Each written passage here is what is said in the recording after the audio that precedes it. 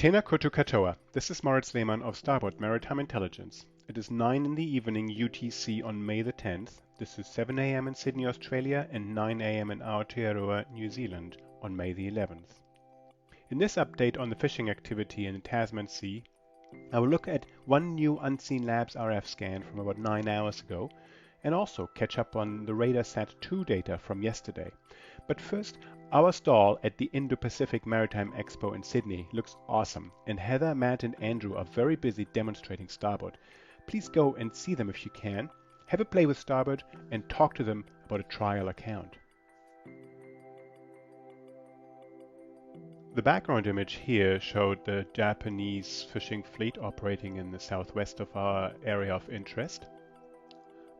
As usual, I will now set up the whole area for our daily update. In the last 24 hours, we've had 2 vessels enter the area of interest. These are 2 Chinese fishing vessels that came in from the north here. And let me see where these came from. I'll set the date to the beginning of April so we can follow them through.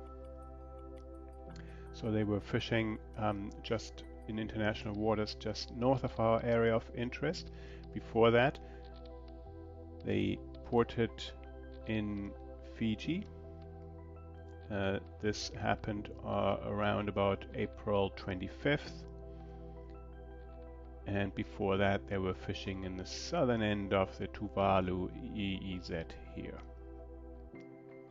So these 2 vessels have now arrived in our area. You can see yesterday I showed how to set alerts.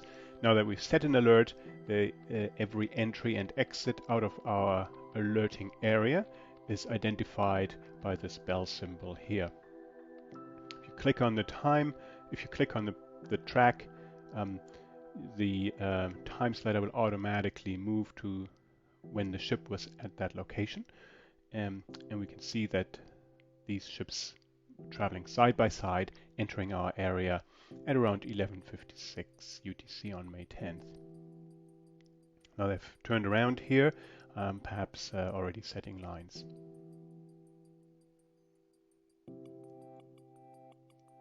Over the last few hours, we've had 1 acquisition of Unseenlabs data. The red dot indicates this was at 24 minutes after midnight. This acquisition pretty much scanned an empty patch of the ocean. We can see that the white squares here indicate that radar emitters were picking up AIS vessels. Removing the fishing filter shows that here's a transiting cargo vessel that was picked up in the area, and 2 ships of the Japanese fishing fleet. 2 Japanese ships were missed by the RF scan, and there are 3 dark detections here. This one possibly picked up one of the vessels fishing down here with some positional uncertainty. This dark detection was given a larger positional uncertainty by Unseenlabs. In their processing, it turned out that can't be as sure where exactly it is located. As usual, we can make a comparison to the previous scan by marking the dark detections with range markers so they persist when we change the time slider. Here and the last one. I go back in time to show me the last 2 days, so I can see the previous RF scan, which was here almost exactly 12 hours before, near noon on May the 9th UTC. The unmatched detections are the range circles here and here. And let me also just pull in the RF footprint that went with today's acquisition.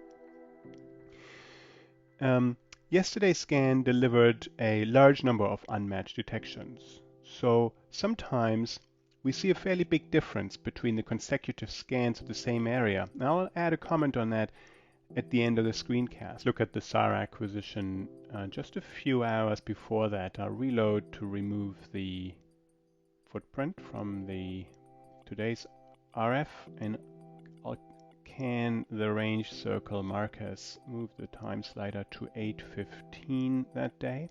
We have 2 detections in this acquisition. One matches to this fishing vessel up here. View vessel details shows that it's a Vanuatu longliner, 50 meters long, 6 meters wide.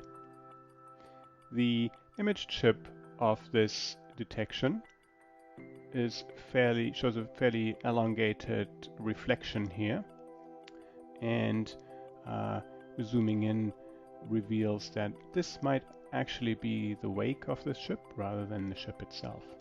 The other detection further out is unmatched. Down here, if I can find it.